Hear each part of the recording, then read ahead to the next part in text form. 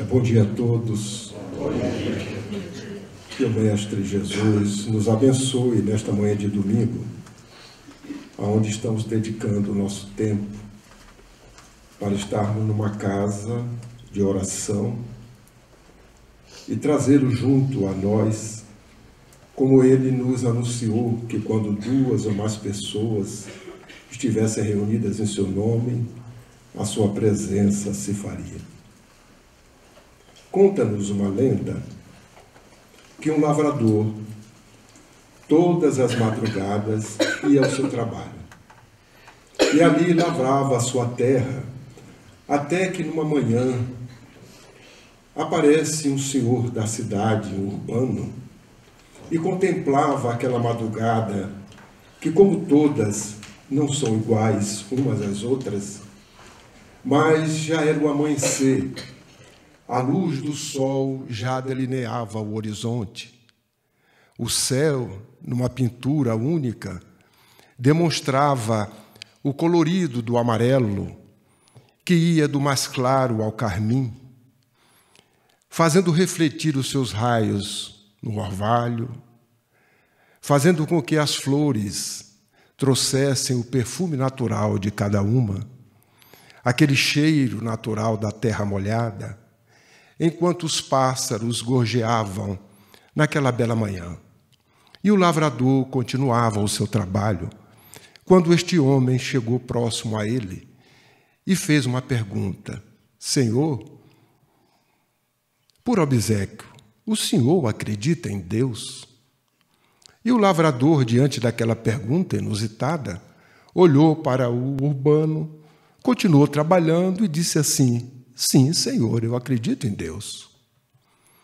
E o homem urbano refletiu um pouco mais, demorou contemplando a natureza e voltou a perguntar ao lavrador: Senhor, me desculpe, o senhor acredita em Deus? O senhor poderia me dizer onde Deus está? O lavrador parou de lavrar a terra, colocou a sua enxada na posição vertical, o seu cotovelo sobre o cabo da enxada, apoiou o seu queixo sobre o cotovelo e começou a contemplar a natureza que até então, no seu hábito natural, estava trabalhando, mas sabendo que ela era exuberante.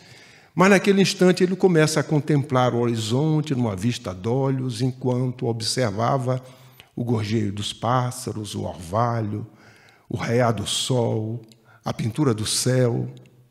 E depois de alguns instantes, volta para o homem urbano e diz assim: Senhor, sinceramente, eu não sei lhe dizer onde Deus está. E o homem urbano, naquele momento, orgulhoso, diante da resposta que era a sua expectativa que assim fosse, com um sorriso nos lábios, começa então a sua caminhada. Quando ele está mais ou menos alguns metros à frente, o lavrador chama-o: Senhor, por obséquio. Ele volta e o lavrador diz para ele assim: por obséquio, o senhor poderia me dizer onde Deus não está? Aí o lavrador observa o semblante daquele homem urbano, numa reflexão mais profunda, porque ele não sabia dar a resposta. Esta dicotomia da existência de Deus, se ele existe ou não, foi sempre ao longo de toda a humanidade questionamentos para aqueles que o aceitam e aqueles que não aceitam. Mas Deus está em toda parte. Hoje nós sabemos que Ele está na nossa consciência, porque o Consolador prometido veio nos esclarecer. E Jesus, há 2000 anos, quando Ele começou a sua vida pública, logo após o batismo de João, que não foi igual aos demais, porque o batismo submetido, que Jesus assim o fez, apesar de não ter batizado ninguém, apenas para cumprir as Escrituras, aquilo que já estava dito sobre o enviado, o Cristo, ele se submete de uma forma diferente. Porque o batismo de João era uma catarse feita por aqueles que se arrependiam dos equívocos cometidos. Chegavam diante da multidão e perante João, porque o batismo significava o mergulho, a imersão para a limpeza. E naquele instante, aquelas pessoas que ali chegavam declaravam os seus equívocos, arrependidos que não fariam mais, porque até então eram atitudes ou ações, atos desconhecidos do público, mas que ele tornava público naquele momento para ter a sua consciência tranquila. E após esclarecer todos os seus equívocos, aí sim João fazia a imersão, a limpeza, que na realidade ele já o tinha feito psiquicamente no momento que se expunha a todos os equívocos cometidos e saía conscrito, alegre, sereno, com a consciência tranquila, porque a partir de agora todos sabiam os seus equívocos e ele não os cometeria mais. Assim era o batismo. Mas João sempre anunciava a chegada dele e que ele, João, não seria capaz nem de atar as suas sandálias quando, numa manhã luminosa, bonita, ele observa a presença de Jesus. E naquele instante, ao observá-lo, identifica-o. E Jesus chega próximo a ele e pede para batizá-lo. Aí aquela entabulação de uma conversa bilateral, onde ele diz que não, quem teria que batizá-lo era Jesus, porque ele não teria condições. E Jesus diz a ele que deveria ser cumprido as Escrituras. E a partir daquele instante ele faz a imersão de Jesus na água. Quando o fenômeno natural, que hoje sabemos ser um fenômeno de efeito físico, aparece. O símbolo da paz, que para o povo hebreu era uma pomba, e uma voz suave, que indica aquele como sendo o filho direto do Pai, o Cristo, o seu enviado, já anunciando de que ele era o Messias. A partir daquele instante, mesmo com este anúncio, as dúvidas ficaram, porque o povo hebreu aguardava o Messias, o guerreiro, um homem que iria trazer a vitória, como de hábito acostumado por todos, para que eles pudessem reverter a história, já que ficaram subjugados durante muito tempo a outros povos pela escravidão. E aguardava que o Messias seria aquele que viria como os demais imperadores, como os demais homens que tiveram poder à época, para exercer a prática até então comum. Mas Jesus não veio para isto. Jesus veio nos ensinar uma outra vitória. Uma vitória diferente dos homens, porque o que os homens conheciam era a vitória das guerras, dos conflitos, das conquistas, que aqueles que eram considerados heróis, quando voltavam à cidade, às suas nações, eram contemplados, ovacionados, com medalhas, com títulos. Mas Jesus veio nos ensinar uma outra vitória, porque o seu reino não era deste mundo. O seu reino não se encontrava aqui. E ele mostrou que, diante do momento em que foi ao Gólgota, ele estava, naquele momento, vencendo o mundo, que o mundo só veio reconhecê-lo a partir dos tempos subsequentes. E 2000 anos depois, nós todos, a humanidade da Terra, que somos bilhões de cristãos, começamos a entendê-lo, a compreendê-lo, à proporção que as nossas consciências vão crescendo, vão admitindo, à luz da própria ciência, à disposição dos estudos, do conhecimento, reconhecendo a verdadeira personalidade do Cristo e procurando segui-lo nas lições imorredoras do seu Evangelho. Mas Jesus, logo após aquele instante, inicia sua vida pública, chegando à praia e convidando inicialmente 2 daqueles que fariam parte do seu colégio apostolar. E as primeiras lições que Jesus coloca para os seus discípulos é a fidelidade a Deus, para que eles fossem fiéis a Deus, pudessem cumprir as suas leis, porque logo em seguida foi anunciando a eles e dizendo que eles teriam que construir o reino de Deus dentro de si. Foi o segundo ensinamento que ele começou a trazer e perseverando com eles para que eles fossem fiéis às leis do Pai.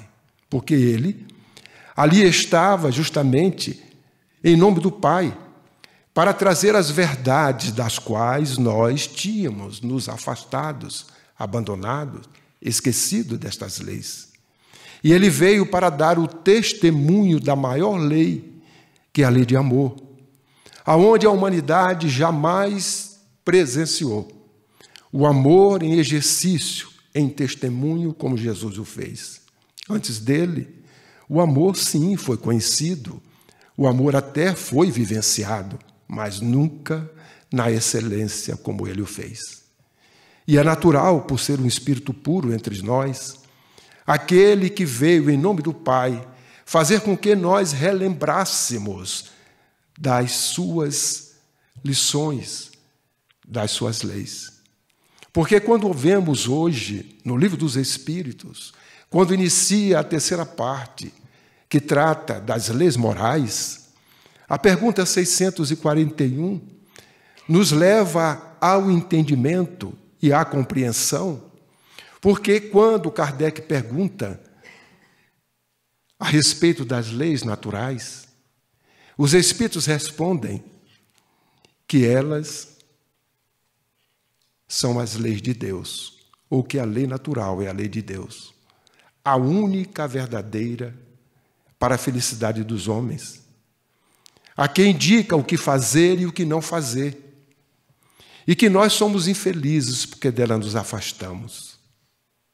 Prossegue nas demais questões, até chegar na questão conhecida de todos os espíritas, que é a 621, que diz que as leis divinas estão escritas na consciência das criaturas. Por isto que ele está em toda parte, inclusive em nós. Por isto que Jesus denominou-nos de deuses, somos deuses, porque as suas leis estão em nós. São virtudes santificantes que ainda não soubemos santificá-las, que estão latentes, aguardando o nosso testemunho para a aquisição delas, porque, por enquanto, somente as detemos na nossa consciência, mas precisamos possuí-la, e para sair da detenção à posse, necessário se faz a vivência e o testemunho.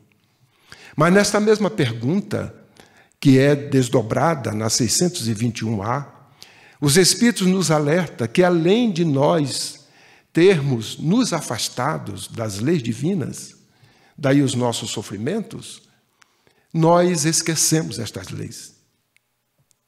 E pior, abandonamos.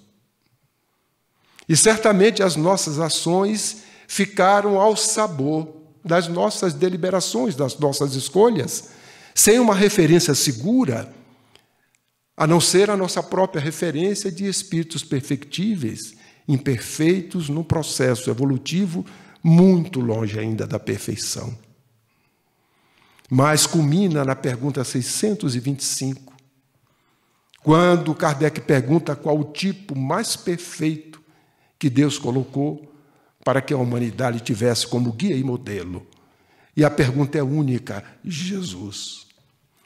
Depreendemos destas lições de que Jesus veio até nós para justamente relembrar, fazer com que nós voltássemos o caminho que estivéssemos seguindo para as leis divinas, para que pudéssemos ser felizes, porque a nossa destinação inexorável é da felicidade.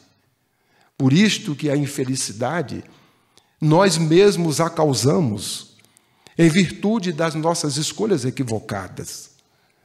Porque rebeldes, mesmo diante dos ensinamentos, dos alertas que o Pai sempre colocou, que o Cristo, como governador da terra, sempre enviou antes dele, aqueles para que pudesse nos encaminhar, nos ilustrar, nos instruir. E mesmo assim, diante dessas informações, fizemos as escolhas equivocadas da rebeldia, de não seguir as leis divinas. Consequentemente, os nossos sofrimentos. E ele esteve entre nós para nos trazer de início a fidelidade ao Pai. Foi a instrução primeira que ele deu para os seus discípulos, para o seu colégio apostolar. Ao aprenderem a necessidade de serem fiéis ao Pai, às suas leis, porque ele assim o era e é, convida-os a construir o reino de Deus na sua intimidade.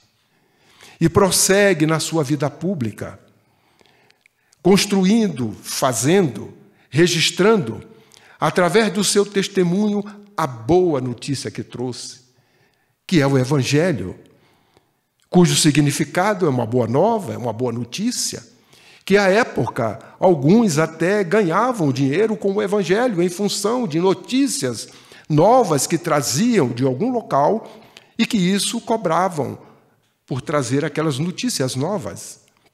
Daí o nome Evangelho. E por ser uma boa nova, causou, dentre aqueles que se denominavam os doutores da lei, aquele que estudavam a lei mosaica, brigavam entre si para que a verdade fosse aquela que eles, nas suas elucubrações, entendiam como sendo a verdade. E dentre eles se encontravam os saduceus e especificamente os fariseus. Estes últimos eram aversos a qualquer mudança. Desejavam a manutenção daquelas verdades por eles ditas como sendo as verdadeiras em funções dos estudos que faziam da lei mosaica. Mas mesmo assim, havia entre eles, esses estudiosos, aceitações e contradições em funções daquilo que tinham estudado. Eles acreditavam na ressurreição, que para nós é a reencarnação, mas não sabiam e não tinham ideia desta relação do espírito com a matéria e da sua vida após a morte, e admitiam que a ressurreição era a renovação, mas não sabiam como explicar. Somente os saduceus é que não acreditavam, porque não admitiam a vida após a morte. Mas Jesus veio trazer para eles um conflito, porque Jesus trouxe uma boa nova que não era aquela que eles tinham contemplado em função dos estudos que tinham feito das leis de Moisés. Porque da lei mosaica Jesus só aproveitou a lei maior, que é amar a Deus sobre todas as coisas, e o outro ensinamento, que é desejar ao próximo aquilo que nós queremos para nós. Encerrando assim todas as leis de todos os profetas, sintetizou de uma forma áurea a lei maior, que é amar a Deus sobre todas as coisas. Mas Deus, à época, como era entendido? Ainda algo abstrato. E ele então convoca-nos ao segundo ensinamento, ao segundo mandamento, que tem o mesmo valor, de amar ao próximo como a nós mesmos. Isto quer dizer a amar a todas as criaturas do Pai. Mas a nossa compreensão obtusa das coisas, este ensinamento de Jesus levou-nos apenas a amar, quando assim desejamos praticar ao semelhante, esquecendo que o ensinamento é amar ao próximo. E próximo são todos os reinos da natureza, que é a expressão do pensamento do Pai, que se encontram próximos. Como nós já temos consciência de ser e de si, porque já somos espíritos, com E maiúsculo, como o codificador nos coloca, não mais aquele princípio espiritual que no processo evolutivo tinha apenas a consciência de ser a partir da simplicidade e da ignorância. Nós já temos a compreensão, o entendimento. Já somos aqueles responsáveis pelos nossos atos e, consequentemente, com a obrigação de amarmos ao próximo.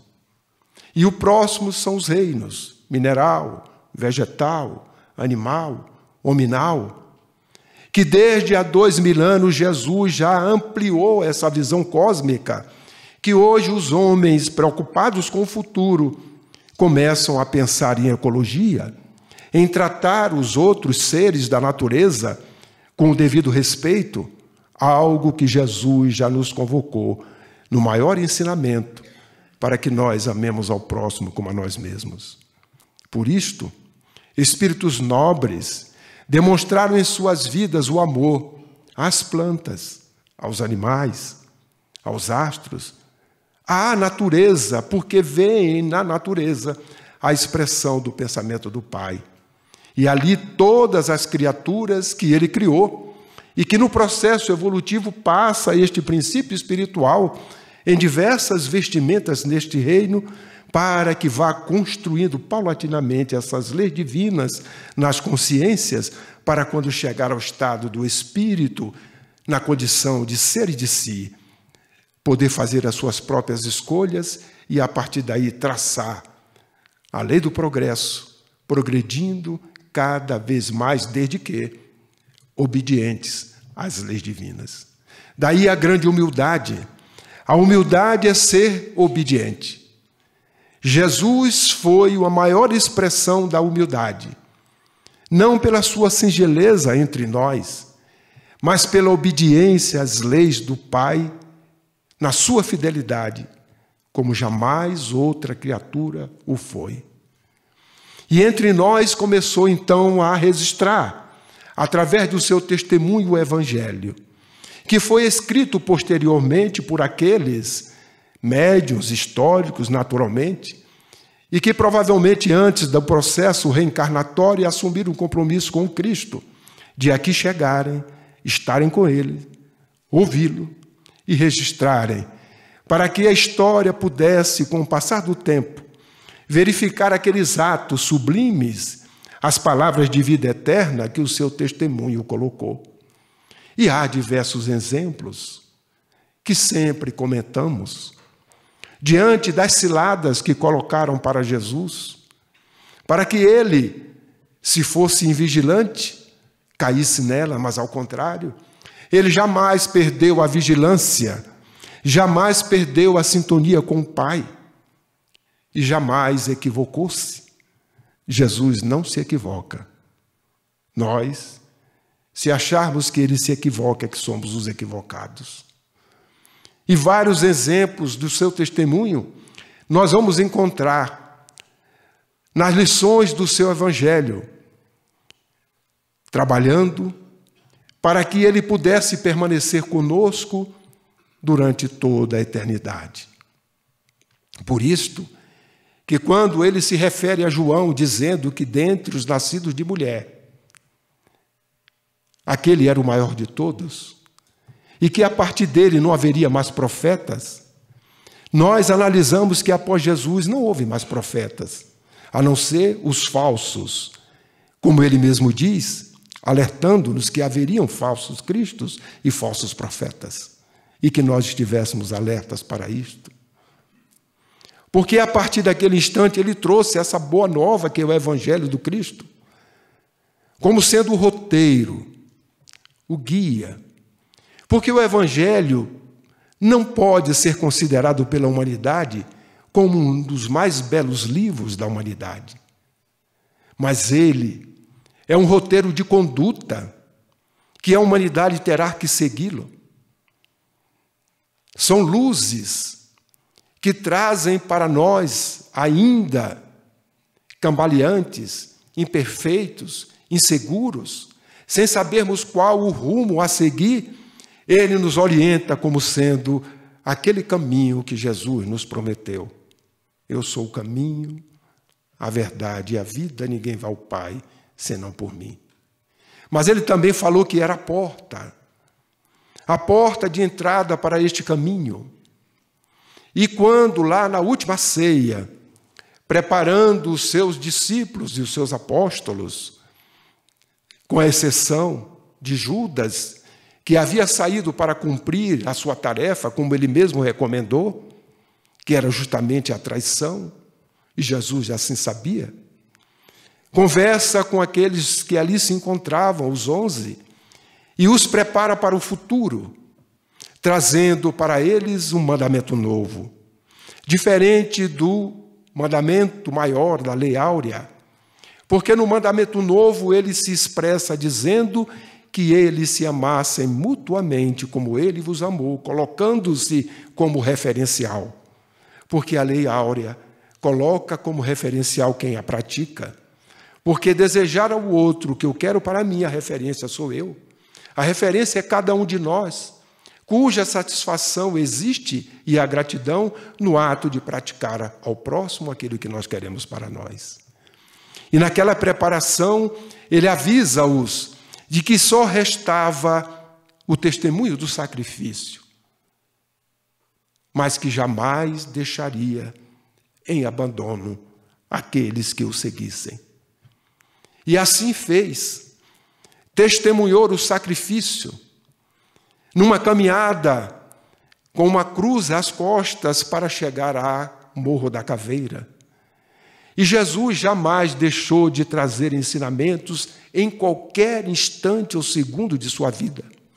Como diz João, se fosse registrar todos os seus atos, não haveria livros na face da terra para que nós pudéssemos entender os ensinamentos do Cristo, que estão exarados no Evangelho, podemos dizer de forma sintética, com aquilo que mais interessa para o crescimento das criaturas, de nós, que o seguimos após. Mesmo na caminhada para o Gólgota, ele deixou muitos ensinamentos. Se nós formos hoje visitar na Palestina o Morro da Caveira de então, o local por onde ele andou, aqueles que estão ciceroneando esse turismo irão dizer: Jesus caiu aqui, Jesus caiu ali, e vai mostrando os locais onde ele caiu. Mas o seu ensinamento não foi simplesmente de ter caído aqui ou ali. Há um ensinamento por detrás desta caminhada, porque ele tinha um objetivo de cumprir as Escrituras, que era chegar ao Morro da Caveira, ensinando-nos que nós também temos um objetivo, que é o progresso inexorável ao qual estamos submetidos. E na caminhada para o seu objetivo, ele caiu, mas não há registro no Evangelho que ele se prostrou. Caiu e ali não levantou mais. Caiu, levantou e adiantou a sua caminhada. Veio cair mais à frente, como se a nos ensinar que na caminhada evolutiva para o progresso inexorável, para chegarmos à angelitude, a queda, ela sempre se faz. Mas ela serve sempre de ensinamento para que não haja recorrência no erro, desde que nós, ao cairmos, levantemos, aprendamos com a queda, porque faz parte também do aprendizado, mas que nós possamos cair mais à frente, com outras experiências e não com a mesma experiência sendo recorrente no erro. Faz parte da caminhada, mas faz parte também do aprendizado consequente dos equívocos cometidos para este crescimento. Mas durante aquela caminhada, a lei previa que qualquer cidadão poderia ajudar aquele que carregava a cruz para o sacrifício. É quando nós observamos dentre milhares que ali se encontravam, dentre eles, inclusive, aqueles que ele curou, mas ninguém teve a coragem de ajudá-lo, exceto o sirineu, que diante daquela situação chega-se próximo e ajuda-o. Mas Jesus poderia dizer: não, esta cruz é minha, eu que tenho que a levar. E assim ele não fez. Ao contrário, aceitou a ajuda, a nos dizer que durante essa caminhada evolutiva, nós também temos sirineus, aqueles que durante a nossa caminhada, as nossas quedas, estão ali vigilantes, buscando-nos para ajudar-nos. Ele próprio, o Cristo, pode ser considerado o grande sirineu de todos nós, os nossos anjos guardiães, os espíritos amigos, zeladores, que durante a nossa caminhada estão sempre atentos para nos ajudar.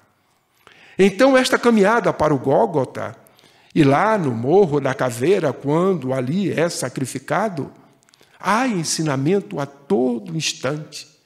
Se soubermos ver o espírito da letra do seu evangelho, para daí retirar graças hoje à luz do Consolador que ele prometeu, porque naquela última ceia ele prometeu um Consolador, que era o outro Consolador, porque o Consolador é o evangelho.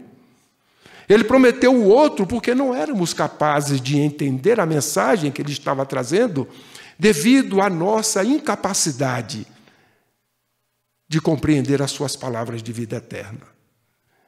Ele disse que iria pedir o Pai para, no momento certo, fazer com que este Consolador chegasse para explicar tudo o que ele não poderia explicar a todos, porque mesmo na intimidade, ele explicava um pouco mais de profundidade aos seus apóstolos, mas nem tudo a eles, porque também não tinham condições de compreender. E assim, cumpre-se as Escrituras. 3 dias depois ele aparece a vários, cumprido aquilo que era dito. Os seus seguidores, também diante da sua predição, passam por circunstâncias que ele já havia predito. Um nega-o 3 vezes. O outro só acreditava quando visse as suas chagas. Aquela que deu a maior demonstração de testemunho, de sair do fundo do poço para depois transformar-se numa cristã, trabalhando, esquecendo de si, em benefício do próximo. Dentre os anciães, aqueles que tinham naquela época não o privilégio de viver em sociedade, mas isolado da sociedade, porque quem determinava viver ou não na sociedade eram os doutores da lei. Por isso que quando ele curava, ele dizia, vai e avisa aos doutores da lei, para que fosse dado o testemunho daqueles que diante da lepra eram jogados fora da sociedade, para viver numa comunidade isolada. E é lá que nós vamos encontrar Maria de Madalena, no final da sua vida, tão leprosa quanto os outros, porque junto a eles, no início, ela assim não era.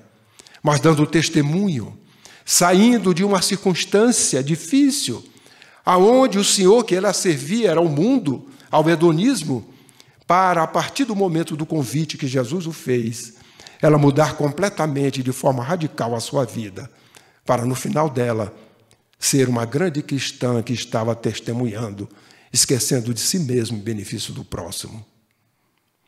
E aqueles que foram seus apóstolos, seus discípulos, inicialmente caminharam com as dúvidas, mas depois asseguraram-se da fé inabalável e fizeram o grande trabalho de divulgação da doutrina, quando aquele vaso escolhido que estava perseguindo-o na estrada de Damasco, no momento de um diálogo simples, mas profundo, porque aquele Saulo parece-nos que tinha receio do Paulo que seria. E é naquele instante, por que me persegues? E uma resposta peremptória, que queres que eu faça? E a partir daí, a doutrina cristã vai para a gentilidade. A doutrina cristã invade todo o ambiente da época, que é a parte da Europa hoje, da Ásia, a Eurásia, se espalha pelo norte da África. E durante 313 anos, a pureza do Evangelho de Jesus permaneceu na vivência, no testemunho daqueles que, mesmo perseguidos, dando as suas vidas em holocausto, fazia com que a doutrina cada vez mais se espalhasse, deixando o Império Romano diante de uma situação que só no ano de 313, Constantino, depois do Édipo de Milão, dá liberdade aos cristãos para que professassem o seu credo, mas em compensação, a partir de então, deturpou toda a pulcritude do Evangelho. Porque o interesse do Estado, o interesse político, os interesses pagãos, mesclou-se àquela pureza do Evangelho, colocando ritos, mitos, atitudes, para que as pessoas pudessem orar, teriam que ter imagem. Colocou-se o batismo, a mulher com um véu na cabeça para diante da imagem poder orar. E a partir de então, a pureza do Evangelho de Jesus foi deturpada. E não parou por aí, porque estamos falando do ano 313, mas nos anos de 500, quase 550, nós tivemos um imperador na Roma, Justiniano, que casou-se com Teodora, uma mulher esperta, inteligente, e que na realidade ele a amava, mas também obedecia aos seus interesses, e que ela, por ser uma atriz sedutora, o seduziu durante aquele período da existência, e pelas suas atitudes de perseguição a outros, havia a crença, porque havia na religião os escritos de Orígenes, que falava da doutrina dos princípios que contemplava a reencarnação, e a população dizia que ela, na próxima encarnação, iria pagar todo aquilo que ela estava fazendo. E no ano aproximado de 548, próximo ao seu desencarne, ela faz um pedido ao seu esposo, Justiniano, o imperador respeitado, um homem inteligente, de que retirasse da religião os escritos de Orígenes. E depois que ela desencarna, no ano de 553, ele evoca o segundo concílio de Constantinopla, fazendo com que, naquele momento, o Papa, que não concordava, fosse obrigado a aceitar, pela imposição das forças do Império Romano, que o forçou a participar daquele concílio. E aí, então, os escritos de Orígenes, a doutrina dos princípios, foi retirada da religião. E a reencarnação deixou de participar dos escritos da religião. E assim prossegue os homens, tendo como a religião oficial, conduzindo à divulgação do Evangelho de Jesus, mas que, com o passar do tempo, ficava em segundo plano. E a preponderância era dada à instituição que cada vez mais crescia, não só na luxúria, como no poder, como na conquista. Os anos passam, e só 1000 anos depois, nós vamos encontrar aquele que trouxe o maior exemplo de imitação do Cristo, que foi o seu discípulo dileto, João, retornando como Francisco de Assis, num contexto em que a religião, equivocada na divulgação do Evangelho de Jesus, ele se propôs a trazer a simplicidade cristã. A simplicidade daqueles primeiros dias em que a doutrina começou a espalhar-se após Jesus. E solicita ao Papa a autorização, porque ele sabia, se continuasse a realizar a sua tarefa, a sua missão, sem a autorização da igreja, ele teria grandes problemas. E graças a um bispo, ele consegue uma audiência com o Papa, aonde se observa no Vaticano 2 exemplos.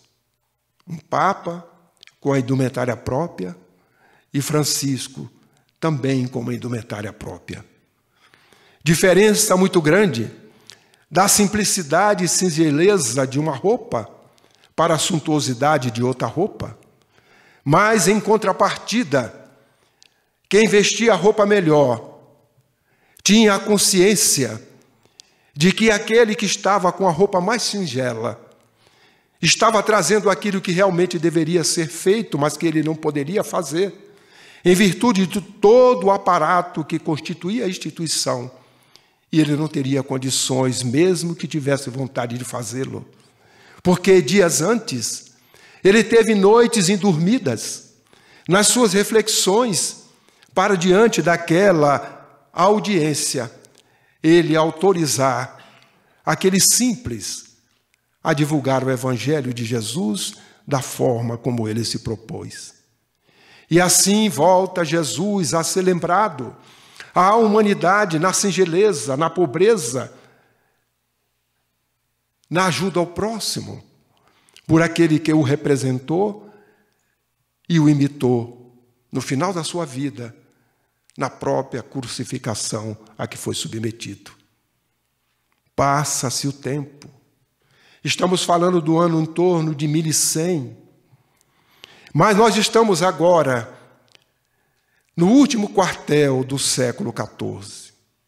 Significa dizer, os anos de 1375 a 1400, quando, dentre as poucas reuniões que Jesus fez, próximo à crosta da terra, ali se encontrava sobre a Europa o palco de desenvolvimento de toda a humanidade, de nossa humanidade, de nós mesmos, protagonistas que somos como espíritos imortais dos eventos, dos acontecimentos acontecidos e registrados na história, inclusive os que não estão na história, daí não ser história porque não estão registrados, mas está registrado na consciência de cada um de nós. E naquele momento encontra-se sobre a Europa o Cristo, junto com uma pleiade de espíritos responsáveis pelo desenvolvimento da terra, destacando-se dentre eles aquele que era responsável pelo desenvolvimento sociológico da terra. E Jesus, numa análise rápida do que os homens fizeram da sua mensagem, da boa nova, do seu evangelho, ao longo daquele quase 1,5 milênio, e constata de que nós, pelas escolhas próprias, pela rebeldia, por termos esquecido, afastado e abandonado, apesar deles ter estado entre nós, para nos relembrar as leis divinas, nós continuamos fazendo escolhas equivocadas e escolhemos para nós a dor e o sofrimento. É a conclusão que ele chega.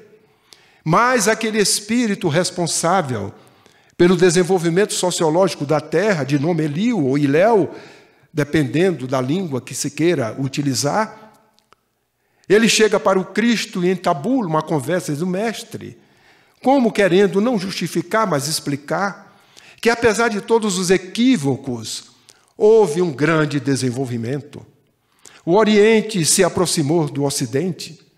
As migrações propiciaram muitas civilizações e muitas cidades a serem construídas. E aí ele encerra dizendo que mesmo aqueles que eram os príncipes cristãos procuraram preservar as terras santas, quando Jesus o interrompe e diz assim: Eliu, qual pedaço de terra neste habitat do Pai não é santo? E Eliu, diante daquela afirmativa do Cristo, vendo que não teria outra alternativa a não ser a convidá-lo, junto com aquela pleiade de espíritos que ali se encontrava, para conhecer outras terras, ainda não habitada pelos civilizados, mas por espíritos simples, que ainda estavam numa fase evolutiva, necessitando de um crescimento natural, mas ainda não corrompido pelos hábitos, costumes e equívocos dos civilizados. E diz-nos Humberto de Campos, no seu linguajar apropriado e belo, de que se pudéssemos observar naquele instante Era um rastro de luz que saía da Europa em direção ao que hoje é a América, chegando na América do Norte atual. E quando esses espíritos se aproximam da crosta, a natureza, como que, observando as suas presenças, se acalma. Os ventos se abrandam, os mares se pacificam, as flores começam a exalar o seu perfume, e o Cristo, com aqueles espíritos, observa os silvícolas que ali se encontravam. Quando Jesus pergunta para Eliu, Eliu, onde se encontra? As terras, aonde nós observamos o símbolo da redenção, que é o Cruzeiro do Sul. E ele aponta mais ao sul, mestre. E deslocam-se para o sul, e ao se aproximar das regiões, aonde hoje é o Brasil, Jesus levanta seus braços ao alto, roga ao Pai para transplantar a árvore do seu evangelho da Palestina para aquelas terras que no futuro abrigariam o seu evangelho. E a partir de então ele designa: Eliu, reencarnarás, para fazer com que os homens adentrem aos mares bravios e perigosos, até então não navegados, para que possam assim conhecer essas terras. E é que no ano de 1394, reencarna em Portugal Dom Henrique de Sagres. Um espírito ainda não reconhecido pela humanidade pelo seu valor. Na minha opinião particular, e desculpem dá-la, talvez ele seja muito mais importante do que a própria NASA nos dias de hoje. Porque quando aqui esteve, diziam que ele era místico, porque ele tinha os seus recantos de oração, de prece, para entrar em sintonia com o alto, naturalmente com Cristo, para cumprir a sua tarefa. Arrebanhou engenheiros, criou uma escola, e a partir de então, os instrumentos necessários, e Portugal, Espanha, aonde na Península Ibérica estavam reencarnados os antigos fenícios, fizeram então as navegações e adentraram por mares dantes nunca navegados. É assim que Cabral, quando deixa no ano de 1500, e este espírito já desencarnado, o Eliu ou Dom Henrique de Sagres, aproveita-se da mediunidade de Cabral, e durante aqueles períodos da calmaria, Cabral tinha noites de insônia, mas inspirado por Dom Henrique de Sagres, aporta as terras brasileiras, no sul da Bahia, no local que denominaram Porto Seguro, pela sua condição geográfica, de dar condições para que as naus ali chegassem, como se tivesse um porto, em virtude das pedras, dos recifes, que ali se encontram, e nas marés baixas, acalma aquela região onde os barcos ali ficaram. E é naquele instante que nós vamos observar, chegando ao Brasil, aquelas terras desconhecidas então, que não eram denominadas, e que teve o nome de terra de Santa Cruz, terra de Vera Cruz. Por que razão? Não há acaso. Denominaram assim pelo compromisso assumido com Cristo.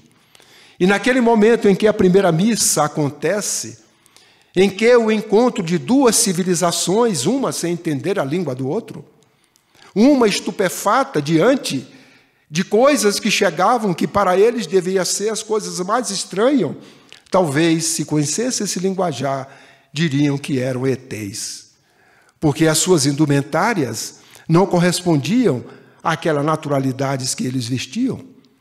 As embarcações, muito diferentes da que eles tinham, que eram apenas pequenos barcos denominados pirogas, que eles construíam.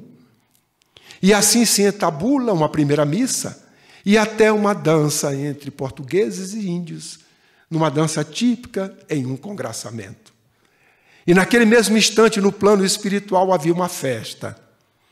Haviam espíritos que ali estavam jubilosos, alegres, porque estava se cumprindo aquele desejo do Cristo no seu grande programa de implantar a árvore do seu evangelho naquelas terras, porque a partir de então elas já seriam conhecidas da humanidade. E é naquele instante de júbilo que entra uma bandeira à mão de uma voz suave, que distingue dentre aquele público um dos seus espíritos diletos, um dos seus apóstolos, um dos seus seguidores, dizendo assim: Ismael, diz o meu coração que a partir de agora deverás ser o zelador deste patrimônio imortal que o Pai colocou sobre o meu zelo e que a partir de agora deverás cuidá-lo. Naturalmente com as minhas palavras, porque a de Humberto de Campos é muito mais bela. E ele diz assim: inscreve nesta flâmula nívea a tua fidelidade a Deus e a tua coragem de fazer com que os teus ensinamentos sejam testemunhados. E é assim que Ismael, emocionado, imprime numa tinta celeste naquela bandeira: Deus, Cristo e caridade. Mais tarde, esse espírito, no ano de 1873, quando no Brasil a doutrina espírita já se encontrava, ele vem trazer uma mensagem, que eu não vou dizer agora, mas daqui a pouco. E nós estávamos falando no ano de 1500. O tempo passa. A programação do Cristo está sendo implementada. E naquela noite inesquecível da mudança de século, no ano de 1799, no dia 31 de dezembro, na virada do ano para 1800, a latinidade se reunia mais uma vez sobre a Europa. E ali se encontravam todos os líderes das diversas áreas de saber, do conhecimento que a humanidade registrou: Sócrates, Platão, Montesquieu. E um inumerável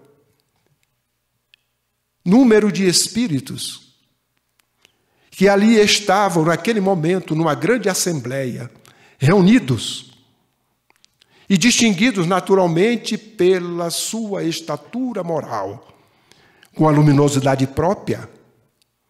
Conta-nos Humberto de Campos que, de repente, observam pontos mais luminosos e menos luminosos vindo da face da terra para aquele ambiente. E ali chegam aqueles que eram os desencarnados, que estavam conduzindo, aqueles que eram os encarnados com menos luminosidade, e à frente dele encontrava-se o corso, Napoleão, no ápice das suas conquistas.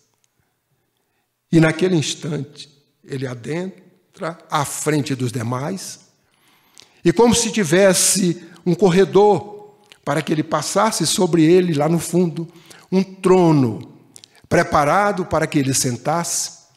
Ele passa e todos o reverenciam, o cumprimentam respeitosamente, e ele, impassível, sem nenhuma emoção, dirige-se ao trono e senta-se ao trono. Quando se ouve clarinadas dirigidas ao alto, e pontos, sim, luminosos, todos eles, se deslocam como estrelas e, ao tocar ao chão, naquele momento, se transformam em seres humanos, e dentre eles, um à frente, com um cajado à mão, uma auréola dourada à cabeça, se aproxima, dirigindo-se a Napoleão.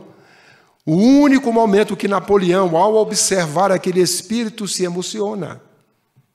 E a partir daí se levanta, se ajoelha em prantos, e este espírito próximo a ele procura reerguê-lo, quando uma voz suave anuncia àquele espírito, Napoleão, ratificando de que ele cumprisse a sua missão, a sua tarefa, porque um apóstolo dileto, um apóstolo querido, iria nascer para cumprir uma missão, e que, se ele cumprisse a missão, certamente facilitaria o trabalho a ser realizado.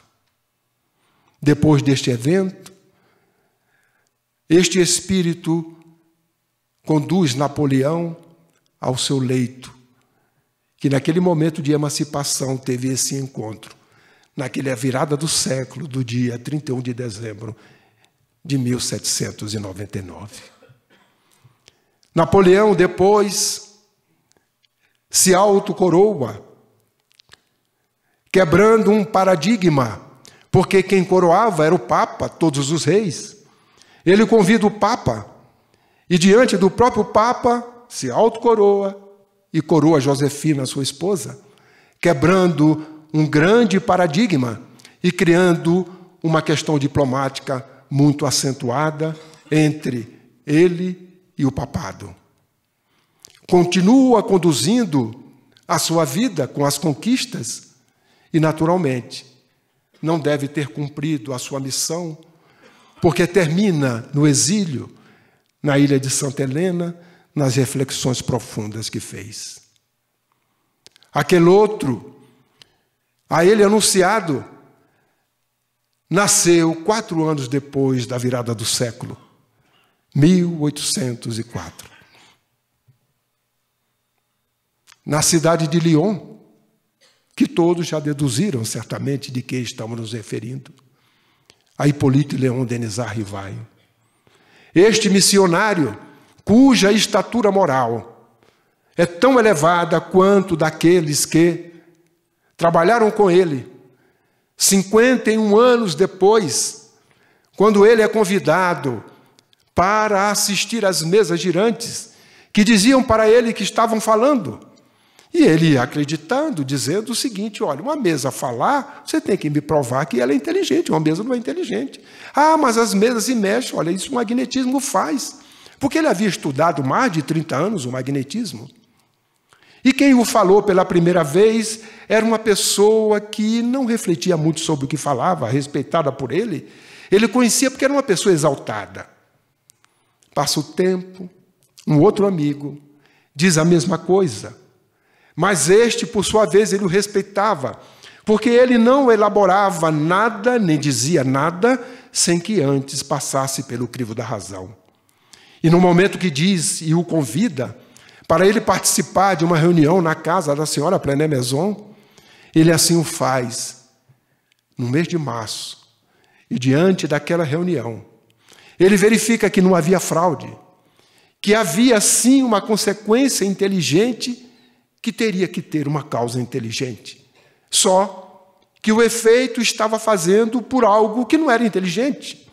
E ele sai da reunião não preocupado, mas ocupado, e a partir de então realiza um trabalho hercúleo para que 6 anos depois, aproximadamente, estivesse exarado para a humanidade como um sol, no amanhecer de uma nova era, a doutrina espírita, através do Livro dos Espíritos. Numa época em que a providência divina, Deus, mais uma vez, à semelhança daquele urbano que perguntou ao lavrador, era dispensado. Porque tudo se explicava, não precisava da providência, não precisava de Deus, porque tudo era explicado através do próprio materialismo que chegava ao seu ápice. E Jesus traz de volta, através deste Consolador, na primeira coisa que fala-nos é sobre Deus. Na pergunta primeira, revelando-nos um Deus agora como sendo a inteligência suprema, a causa primária de todas as coisas. Revolucionando o entendimento, mas ainda continuando na sua parte primeira, a revelar aos homens de que no universo não existe só matéria. Como se dissesse aos homens: parem, nós somos os imortais, estamos aqui como ministros de Deus, estamos aqui como agentes de suas vontades para anunciar uma nova era para a humanidade. No universo existem dois princípios. O material, sim, regido por leis naturais, as quais estão estudando nas ditas ciências que vocês estudam, mas que é limitada. Ela se restringe apenas ao princípio material. Mas tem um outro princípio no universo, é o princípio espiritual. Mas antes e acima desses dois, tem Deus, o Criador. Muda, revoluciona.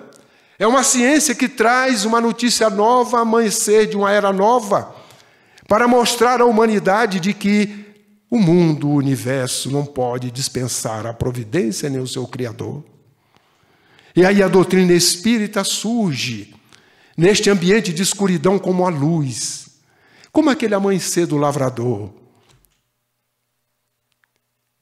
que quando surge, faz com que ecloda na natureza a sua exuberância, o perfume, o gorjeio dos pássaros, a luz, clareando a escuridão. E assim a humanidade está diante de 160 anos desta revelação, que é o Consolador que Jesus prometeu, ele de volta, para resgatar o seu evangelho na sua pureza e pulcritude, na feição de evangelho redivivo, que é a doutrina espírita.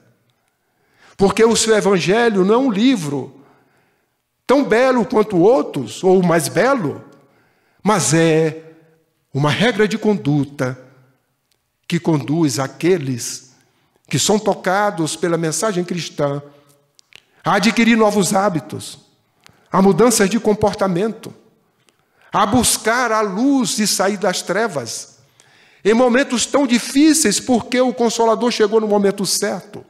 Antes dele, foi necessário que os homens desenvolvessem a ciência tradicional, descobrindo a pilha, fazendo com que Gutenberg trouxesse a imprensa, a eletricidade pudesse ser descoberta, o campo eletromagnético também, a ciência desenvolvendo-se para que servisse de patamar, para quando essa nova ciência surgisse, encontrasse nesta ciência dos homens um apoio para poder explicar aquela ciência que explica as leis morais, que são as leis naturais que regem o crescimento intelecto-moral do espírito. E assim, esta aliança entre a ciência e a religião, o codificador veio exarar corajosamente, numa época em que Deus era dispensado, uma época em que ciência não tinha nada a ver com religião, porque quem era religioso acreditava em Deus, e quem era da ciência era ateu. Mas nem todos eram ateus, porque eles entendiam Deus não como sendo o antropomórfico registrado à semelhança da criatura, porque Deus e a criatura é a semelhança de Deus. E nós não encontrávamos como explicar e partimos do conhecido, que era o homem, para representar Deus de forma antropomórfica, como um senhor idoso, respeitoso, com um dedo, fazendo um Fiat Lux. Mas esta nova ciência nos traz uma visão diferente, sem necessitar de imagem. Quem é Deus? A inteligência suprema, a causa primária de todas as coisas. E mais à frente, porque esta é a pergunta primeira, nós vamos encontrar na pergunta 23, que é o Espírito? E a resposta, o princípio inteligente do universo. Ao lê-las, confortou-me pessoalmente, porque pela primeira vez eu vejo uma criatura à semelhança do Criador, sem necessidade de imagem. A inteligência suprema e o princípio inteligente como criatura dessa inteligência. Não há necessidade de imagem, mas de uma compreensão melhor, diante de uma ciência nova, porque o próprio codificador disse que esta ciência é a chave fácil para poder entender o Evangelho de Jesus. E quando Jesus diz que é a porta, e a doutrina espírita vem resgatar a sua mensagem como sendo a chave, nós hoje estamos com a chave à mão e a porta aguardando que nós cheguemos com esta chave. Abrimos esta porta para que diante delas encontremos o caminho único que Ele nos conduz. O caminho, a verdade e a vida. O Evangelho de Jesus está hoje à disposição da humanidade, na feição da doutrina espírita, que resgata a sua mensagem e que nos faz compreender melhor a nossa natureza, o que somos, o que estamos fazendo aqui, para onde vamos, resgatando a reencarnação, esta palavra mágica, que por interesse próprio, por indução de uma mulher, foi retirada da religião, mas a verdade, ela é perene, ela permanece. Pode ter ciclos de esquecimento, mas ela sempre estará, porque é a verdade.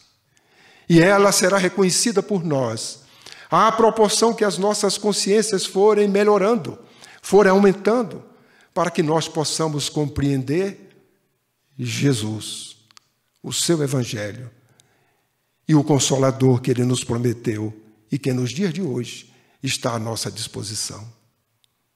2000 anos depois, Ele está de volta.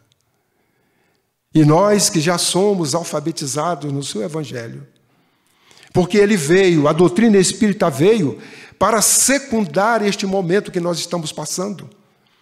Momento de transição, aonde as previsões apocalípticas se fazem acontecer.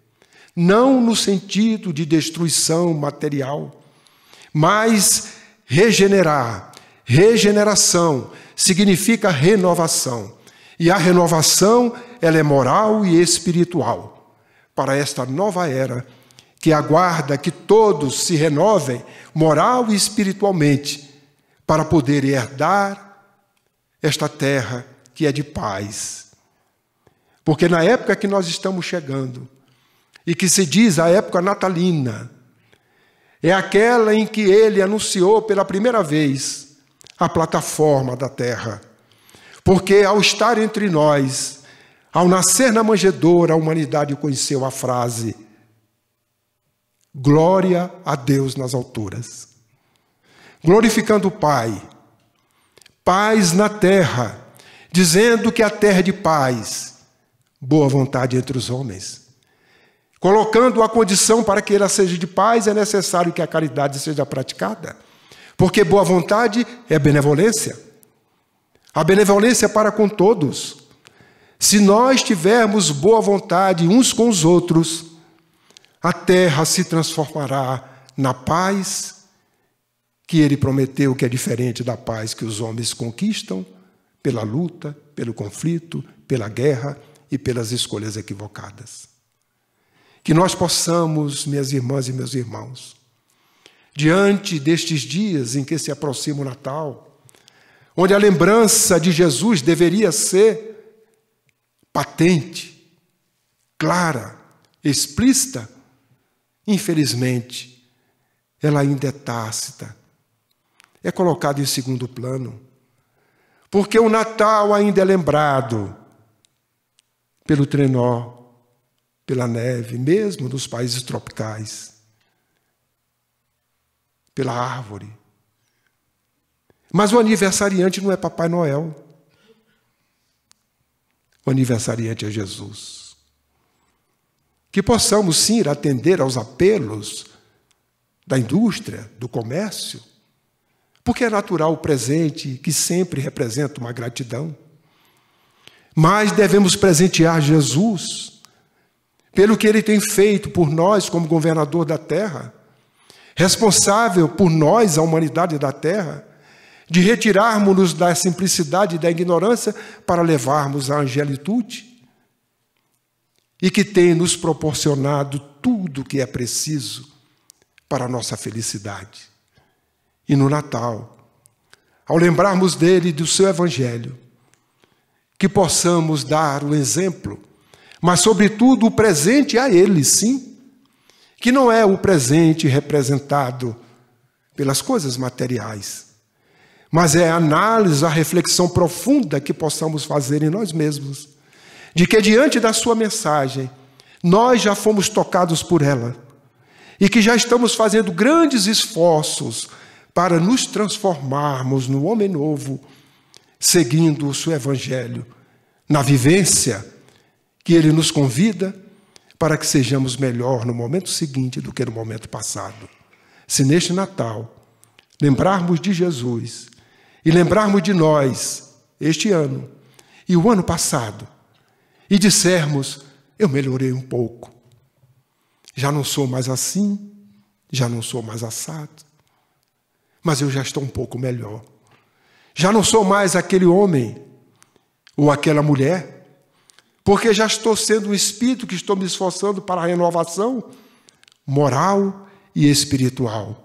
Com certeza, Jesus receberá este presente com muita alegria, porque se cada um de nós nos regenerarmos, estaremos contribuindo com Ele, com a regeneração da humanidade, através do seu Evangelho, que é o roteiro de conduta que cada um de nós devemos seguir. Que Ele nos abençoe, nos envolva, nos fortaleça, que jamais possamos esquecê-lo e lembrá-lo sempre, quando diante da dúvida, fazermos a seguinte pergunta: o que Ele faria nesta situação? Ou que jamais deixemos de perguntar: a que Senhor eu estou servindo? Que Jesus nos abençoe hoje e sempre. Muito obrigado.